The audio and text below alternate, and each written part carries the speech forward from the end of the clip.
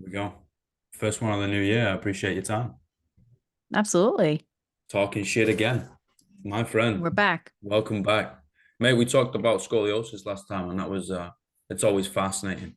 We've got the spine guy of Stuart McGill, and then we got seems like the spine lady. Or at least anything I want to learn. I'm like, I get straight onto that email list, scroll through.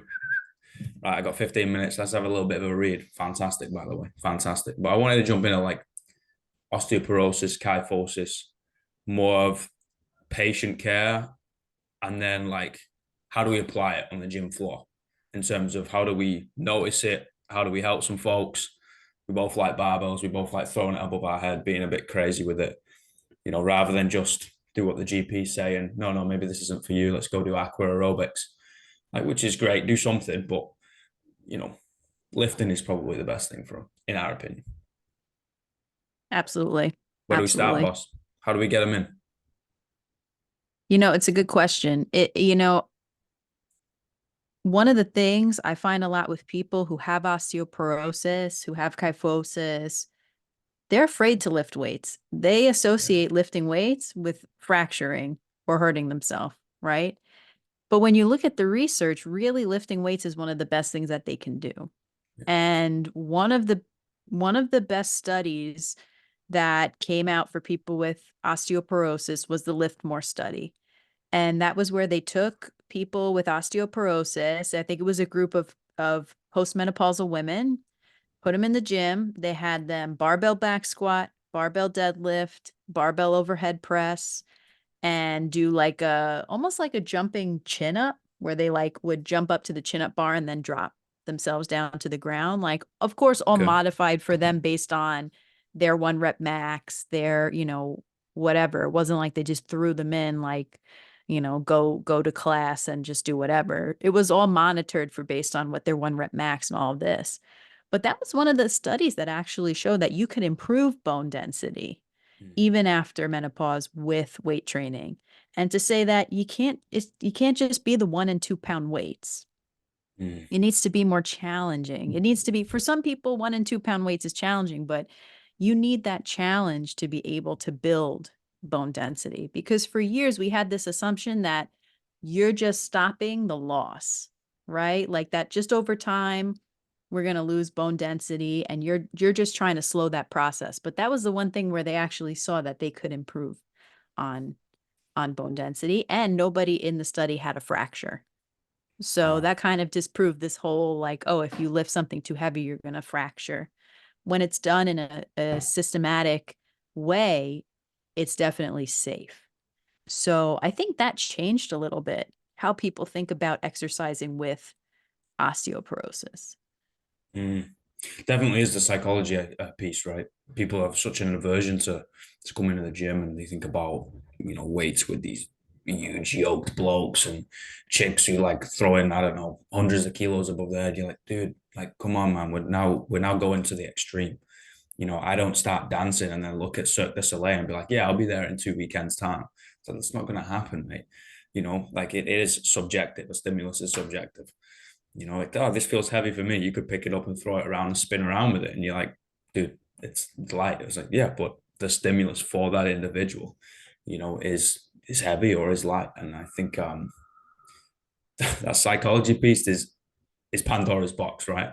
When you think you're getting involved, you're like, okay, cool. Like we're getting a little bit of confidence here. The next thing you know, they come out with some left field thing, and you're like, oh, okay, cool. Well, we now have to address this, and it's more of a I hate to be cliche, but it's a marathon, not a sprint, right? Yes. Learning the patient, learning the athlete, learning the individual. You're learning the human being, developing the confidence with them to you, right? As a practitioner, as a coach, as a friend. Like, okay, cool. We're in this for the long run, and I really, really love the fact of they can build post menopause because a lot of folk I hit 35, I can never get strong enough. I'm going through menopause, I can never lift weights again. I broke my back, I can't, whatever it is, right? Like, okay, this organism thing adapts to stimuli. Does that mean like you're going to hit a certain point and that's it, game over? like Control Alt Delete, you're over. Like, no, that's not the way this thing works. And for the longest of times, that's what the literature said, essentially, right? right? A lot of what people thought, right? That you can't really, that, oh, you can't gain muscle, you can't gain bone, but you, like you said, your body is going to adapt to what you do. It's a matter Mm, of how you stress yourself, how you challenge yourself. So finding the stimulus that gets you there in a mm. way, and maybe finding the door that gets your client on board in a way where it's not scaring them at first. It has to kind of be gradual over time where it's like, okay, you want to you feel comfortable with the 5 pound dumbbells, let's start there. Oh, but now that's looking really easy, I think we have to go up in weight. Or, oh, well, now the dumbbell's a little hard to hold, I think now we have to try the barbell. And kind of starting to build it in a slow way, because people always have their preconceived notions about lifting. And the number of people that message me like, oh my gosh, I could never do the lifting you do, I could never do that, I don't know. And the number of our clients that come through and they start out with dumbbells, and then they ask me, hey Beth, do you think I can learn the barbell stuff, do you think I can try that? Right? It takes time for people to kind of see like, oh, if I can do this, maybe I can do that. Right? So it's about bridging that gap for them. Just that little cookie crumbs, right? Yep. Ever so slowly. Let's do air squats to a friggin' high box, man. You know, you're getting used to multi joints moving at the same time. We're lowering and then increasing our center of mass. Like that's it. Cool. Then we're gonna go a little further. Then you're gonna get a kettlebell. It's just over time, right? And unfortunately, like I think we've all done it. A brief stint within a commercial gym trying to make a buck. And it's like, oh, if they can't squat, for example, stick them on a leg press. You're like, that's a different fucking movement. Yeah. That's it's like, oh, if they don't pass the driver's license first time, they're never going to drive. Like, no, you're going to have to get around. You're going to have to figure this thing out. Like, it's our job to be able to cue and move people around appropriately. Yeah, maybe squats aren't on the agenda for a while. Cool, but look, we got to get there eventually. 5 years time, 50 years time, slowing people down. Do you find there's a bit of a switch in the trend, quote unquote, within fitness? For like how we progress people or how we introduce them more. Yeah, and also what people want, really. Yeah, I think especially you see it more, maybe you see it a little bit more on the side of women or people who identify as women, right? Like that that people are changing in the what they want in the gym. It used to be like, okay, all you would go in the gym, you'd see all the cardio machines was Yeah. women on the cardio machines, and all the men were lifting weights. Right? Now you have people that they say, "Oh, I look at like I want to have a fit physique. I want to put on some muscularity. I know that it's important to build bone density and all of that." And I think that's becoming hopefully more of the trend. Although I think that there's still like this toxic culture there of like you have to be so skinny and Mm. thin. And like when I started lifting, people told me you're going to get bulky, you're going to look ridiculous, guys aren't going to really like you. I think that's still out there. I don't think it's as much as it was. Mm. Let's say what now I've been lifting for way too long, coming up probably on like 20 years now, but I think it has changed. I don't think we've completely switched over to like every woman wants to lift weights. Um, but I think it's getting there. I think CrossFit changed a lot of that. Yeah. Because then people saw like, oh, it's cool to lift weights and it's cool to be strong and it's cool to that. So a lot of people were brought in via CrossFit. Because when I started weightlifting, I mean, you went to the weightlifting event, there was 5 women, and it was the same 5 women every time. And they ended up there because they had a parent or a friend or someone who taught them how to lift. Now it's like you go to a weightlifting gym. The other night I was in the gym, there was more women than men in there. So I think things are changing. I don't know if they're there yet. I think it's moving in the right direction. I think there's still needs some time to Well, to keep changing people's opinions of things. I agree. And also show them another way, right? Like at Yeah. the end of the day, do whatever the hell you want. But if you're doing something because you don't want to be seen as X, Y, Z, I would say we probably need to change that mindset. And Right. I do agree with you. CrossFit has brought a lot of things to attention. And I even remember like back in the day, if a bloke wants to do gymnastics, which isn't just I'm going to work on some pull-ups or some dips, or wants to go run a marathon, everyone turns around and is like, "Are you gay, bro? Like you don't want to Yeah. bench?" You're like, "What the fuck?" It's It was that exercise at the end of the day. stereotype. It It's was just definitely this the stereotype. precisely. Yeah. And like now it's all kind of came into the mix of like, whoa, hold on a minute. This thing synergistically working. We need to work everything, rather than just lifting all the time. We need to be able to do cardio. And I'm also going to credit Matt Bell. I think he's done a fantastic job, even when he was in the heavier weight classes. I remember reading or watching, but I remember the point he was making of like powerlifters need to do some sort of cardio because it's going to help them with the recovery, right? And I was like, this is brilliant. More people need to hear it. Talk about heart health, actually being able to breathe rather than Yeah. stopping halfway up the stairs, which we've all been there, mate. It's just post Christmas and New Year. I had too much wine. Tell me to Right. do a burpee now. It'll take me about 5 minutes. But the thing is, yeah, we're human beings, and I think we are slowly breaking down that barrier of chicks can do whatever they want, guys can do whatever they want, everyone can do whatever they want. What do you want to be able to accomplish? Oh, the next 5 years, I want to run a marathon. Cool. You're gonna wean more towards that. After that, I might want to do a weightlifting comp. Cool. You're gonna wean towards that, and then you can look back over the pages of your book that's been your life, maybe 80 years, maybe we get a little bit more and be like, I've done a lot of shit with this body, man. And that's kind of cool.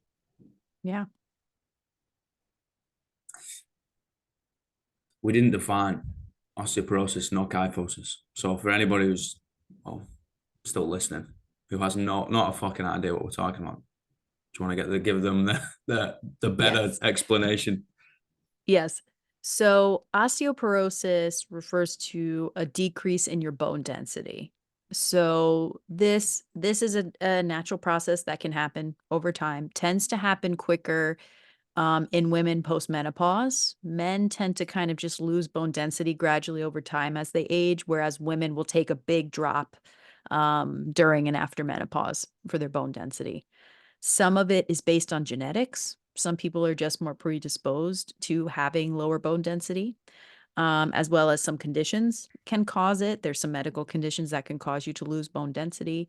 But what's important about it is that when your bones are less dense, they become more risk to have a fracture. So if you have a fall or something, it makes that a little bit more risky. So that's why it's important for us to maintain our bone density for the long term.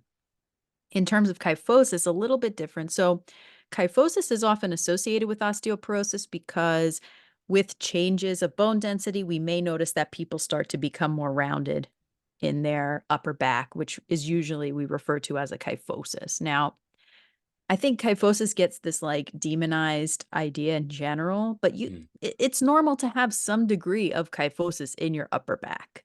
That is normal. It's when it becomes beyond that point that it becomes outside of those norms that sometimes it might become an issue for someone. So there are some conditions where people have a hyperkyphosis, more rounding of their upper back. That can be structural, kind of like scoliosis. So there are structural types. That can also be postural. So you see people who spend a lot of time in front of a computer or, don't exercise, they start to develop more of that rounded posture. So that's a little bit more the definition of each one. Mm.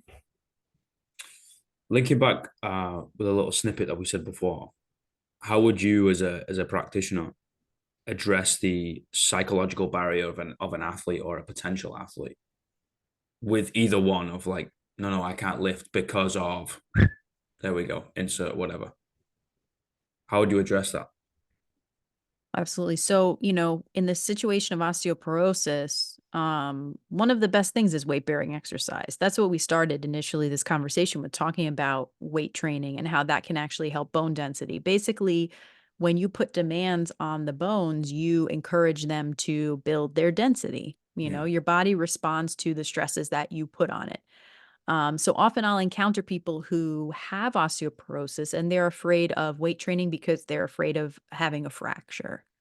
And really, the important thing to understand is that any exercise you do has some risk to it. But when you look at the risk of being inactive and just kind of letting your bones be like lose their density over time, that's much more risky than getting in and doing some weight training and learning how to build your muscle mass and your bone density.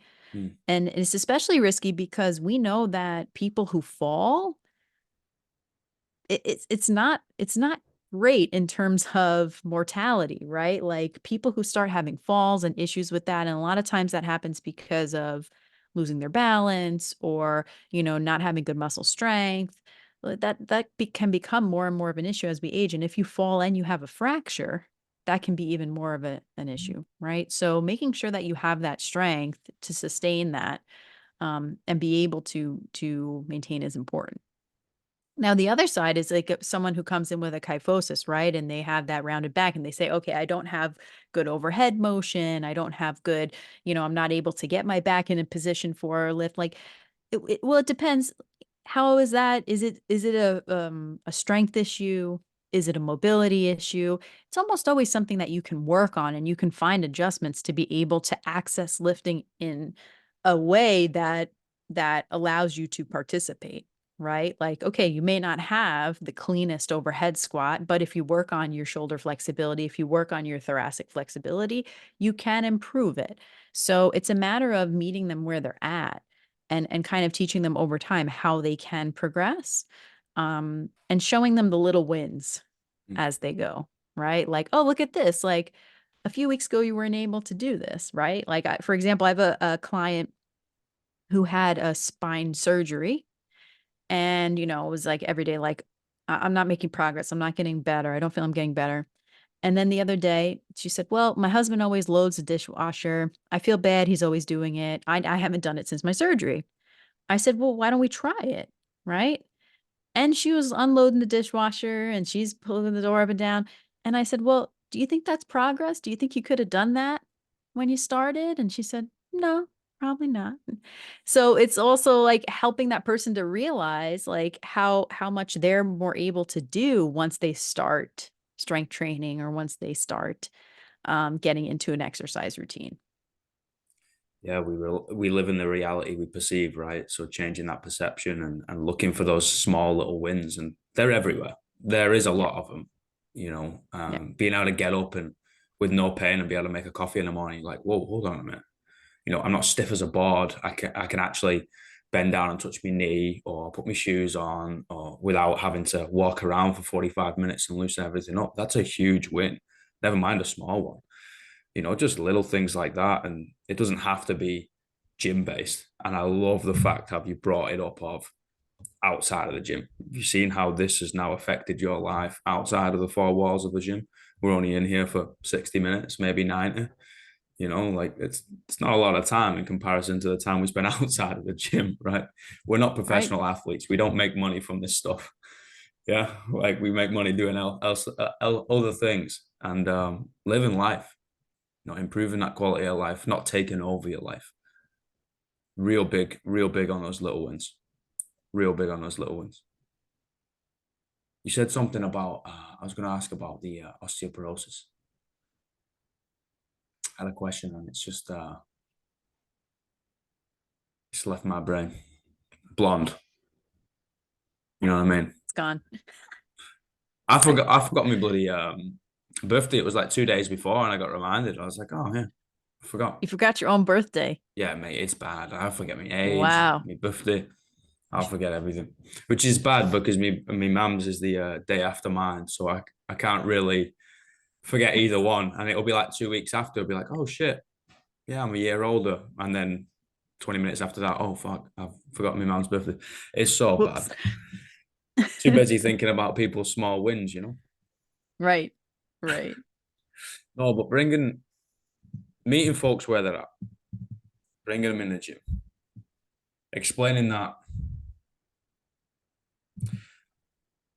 I'm going to caveat intensity. I think we've done a great job, but I also think we've done a poor job because we've paired intensity with militant. We've paired intensity with smashing our face into a wall every single day. And you're like, it's fun when we're 16. Okay. But like, body's not going to heal that quickly anymore. You know, we probably shouldn't be doing 100 deadlifts at 85%. It's being able to change that perspective of, guys, you're in a gym, you're in a class with somebody who's doing a bar muscle up and you're doing a burpee double box. Somebody's squatting with a weight over above their head, you're doing air squats. You're doing the same fucking thing to a different degree. You're doing the same thing. And you also got into the gym. And the more I think about it, the more it'll bring a tear to my eye of like, you have broken those psychological barriers. You are now back doing stuff. And it bleeds into everything, right? Right. Right. I think you have the other flip of the coin too, is those people who think like if you're not smashing your head into the wall, if you're not doing this high intensity workout, that you're not making progress. And it's also like working with that person to help them realize like, you sometimes you need a recovery. Sometimes you need to slow down or back off a little bit, because if you don't give your body time to recover, you're not able to make those gains or able to progress. So I run into that sometimes with people who come from like, they do some sort of cardio class or boot camp or something. And it's like, you don't need to be like an exhausted pile of sweat by the end of the workout for it to benefit you. Mm-hmm. Right. Like people don't understand that, right? By the end is like they're exhausted. Like that doesn't mean anything in terms of your progression for the long term. Especially with the barbell, right? Yes. People crush themselves with that thing, and somehow grind up a back squat and their knees are kissing each other. And you're basically upside down and you've done a good morning and you've got it up and you're like, oh, check me, coach. You're like, what the fuck was that? That was not a squat, mate. Wow. Yikes. That's usually when you get stuff thrown at you and say, don't ever do that shit again. But Right. the Right. the concept of I need to be crushed by load for me to be able to adapt and then I can get stronger. Like, how much do you think you're going to gain 500 kilos in a year? It's not going to happen, mate. You might train a whole year to put Right. 2 kilos on your total, especially the weightlifting, right? Oh my God, that's fucking painstakingly slow, but it's a skill acquisition. And I had the conversation last night of like, no, always end on a W. That was our rule, our slogan when I ran a bit of a weightlifting club in a CrossFit gym many years ago. Of like, always end on a W. You have to end on a win. If we're going heavy, for example, you miss your last snatch and that's it. It's over. You strip it to the empty bar and you snatch it, and then you Right. put it away. Something so simple of that. Or you did a beautiful set of jerks. Okay, it's over. No, what do you mean? I can go again. No. That was spot on. Keep that win, take the win, move on to the next thing. And you just stack up those wins. And the next thing you know, you've built Mount Everest. You don't have to Right. run all the way up and then you break yourself and we have to strip it all back down again. It's just little baby steps, man.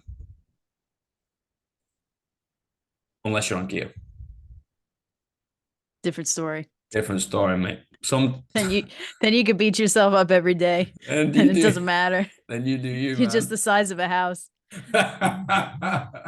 Sometimes it makes you wonder, like when you get up and your knees hurt, your back hurts, fucking your elbows a little inflamed. You're like, oh god damn. Sometimes you're like, yeah, where's that needle? Oh, I couldn't do it.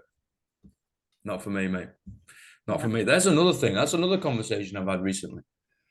There's a lot of like, mate, it's frightening the amount of kids like 18 to 22, right? Barely even got a pube on their nutsack. They don't have a clue what this thing is called life, right?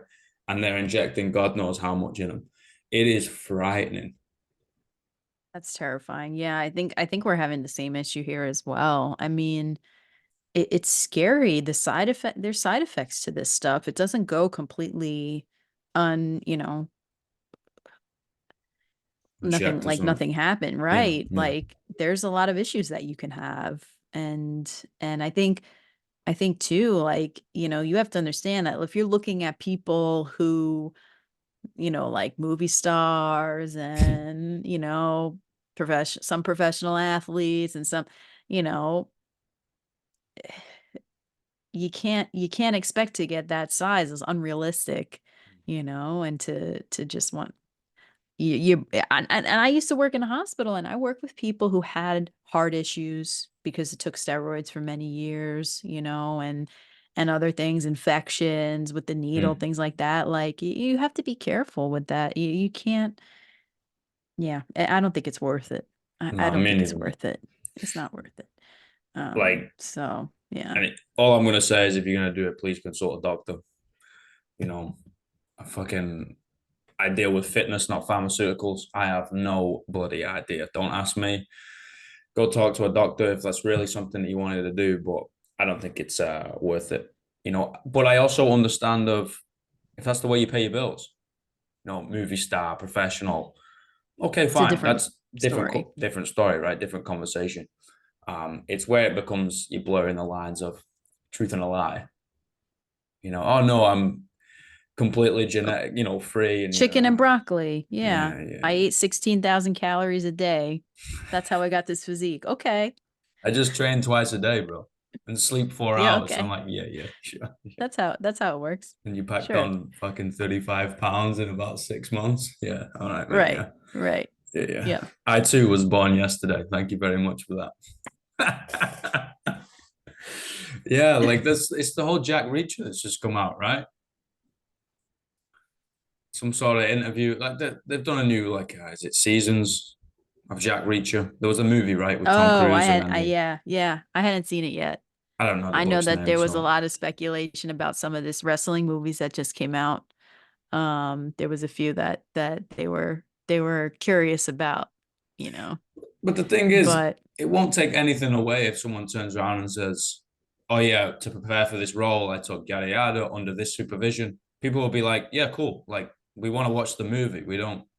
We hope you're right. healthy." You know what I mean? Yeah, if people are open about it, I think it's a little bit more fair, like, but you also don't want to set that example for these kids that you're talking about in the gym and them saying like, "Oh, okay, like he's doing it, so I should." Mm-hmm. So I think there's that balance for it.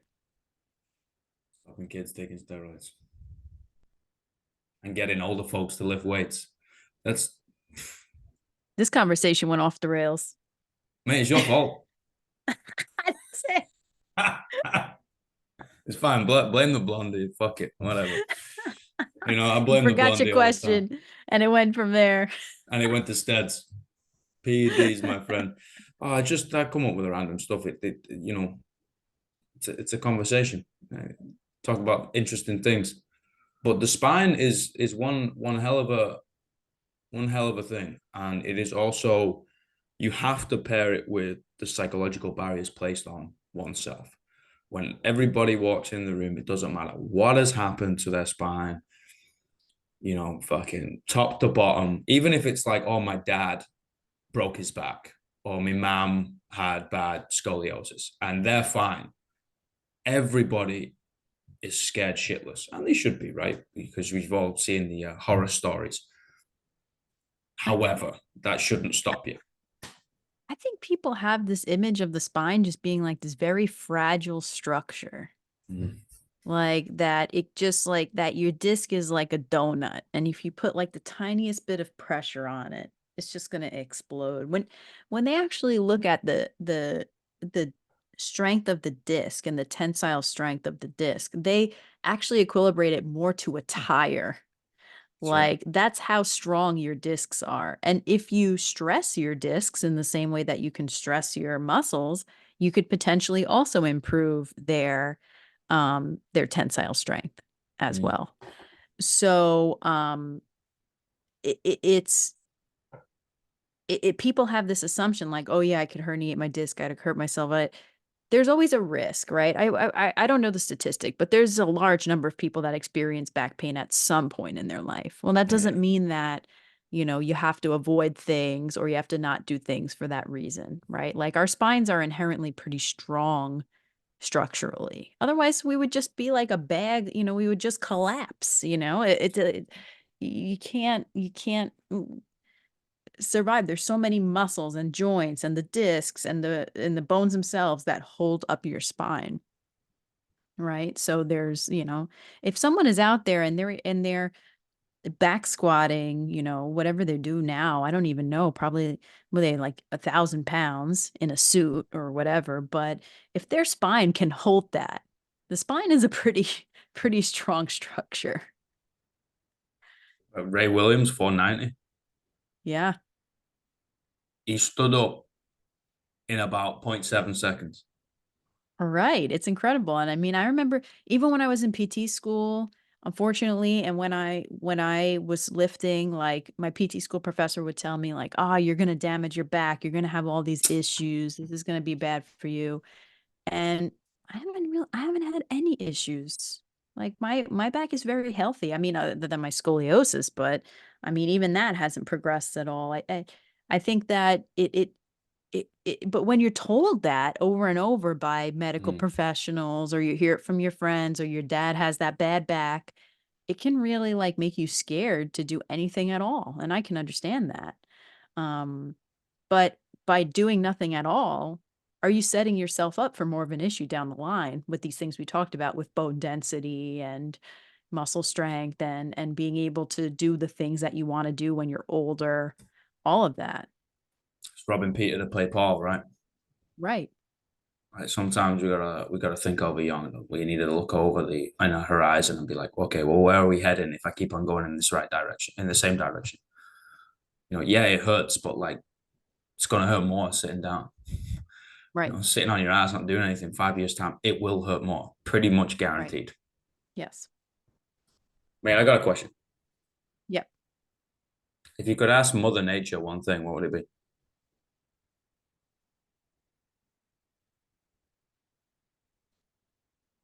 It's a great question. Thank you, miss. Hmm? I said, thank you, miss. What would it be? What would it be?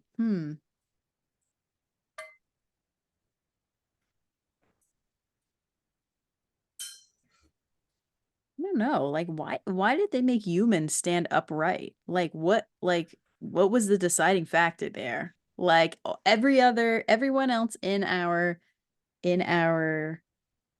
like class of mammals, it like, all the monkeys and everything, they all are on four legs. What made Mother Nature decide to put us upright? I'd love to know the answer. I don't know. I don't know if we'll ever find out. Nah, it's not gonna matter, is it? We're all gonna turn into AI or whatever the fuck it is. We'll be robots soon. Yeah. God Just knows, mate. replace my parts with like Star Wars, make like pieces of metal. Mate, I would love that. the day they can actually transport people into a computer is the day I'm like, I've had enough of this thing. Take me to the next place. Like, I'm not doing this anymore. That's a bit too much for me, mate. I like nature. That's a I bit like much. no technology. He says talking via technology. But anyway, it's crazy. Life is nuts. Mate, I appreciate your time so much again. Like, I've learned a fucking great deal from you, even from afar, even just from the words that you put out. And I think it's incredible. I think it's awesome being able to share scoliotic and lifting, still there, kicking ass. And now with the osteoporosis stuff, I think that's incredible. So thank you so much, mate.